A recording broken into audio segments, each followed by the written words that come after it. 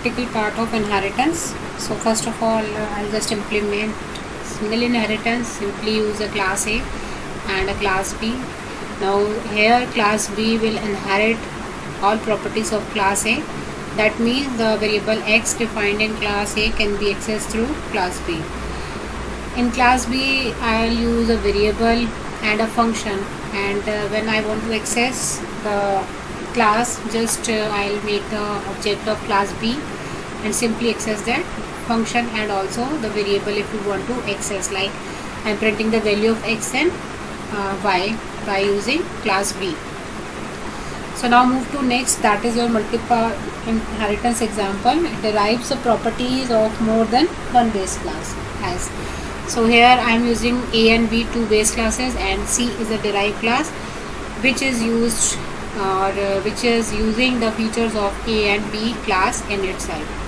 So again, when you want to access the properties of A and B class, then just type the object of class C and you will simply access the elements of class A and class B. Next one is the example of multi-level inheritance. See, in multi-level inheritance, what will happen? From class A to B, then B to C, and this time now all things of A and B will present in C. That's why I am making the object of class C, and by this you can access all these properties, or you can say methods of A, B and C. Next we move to multipath inheritance. See, it is a combination of both multi-level and multiple inheritance. So here I am using A, B and C class. The A class, the B and C is inheriting from A, and again D is using B and C class. Okay.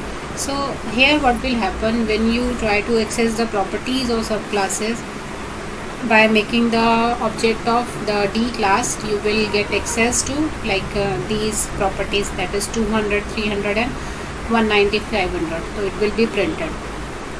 Okay. So now in multipath, what will happen? In case of multipath, a problem named diamond problem can occur. It is also called deadly diamond of death.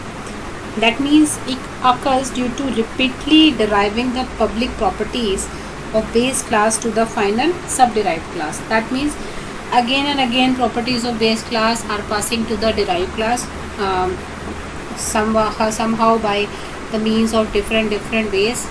Okay.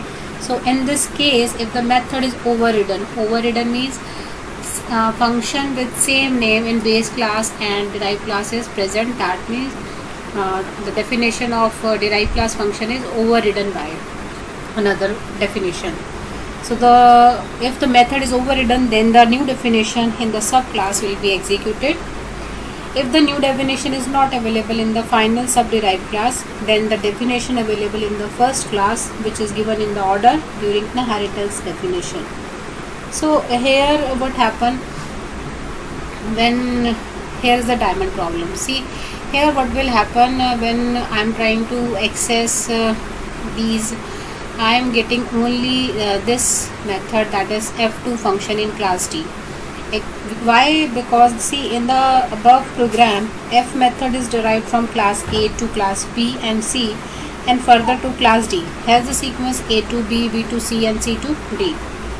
In this method, the class D is in class D the method is overridden, and when the method is called, then the new definition is executed.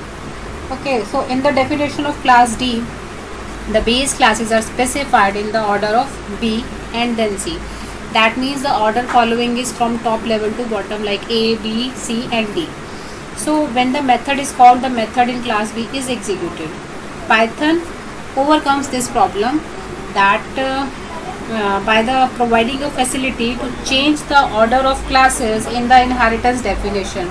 So the new order should be given to __ basis classes. As previous, we use this attribute to get the base class. So by basis method you can change the order of the base class and derived class, calling method of base class and derived class. If you want to change the order, then simply uses the underscore underscore basis attribute. So here I'll show the solution of diamond problem by providing to change the order of classes in inheritance definition.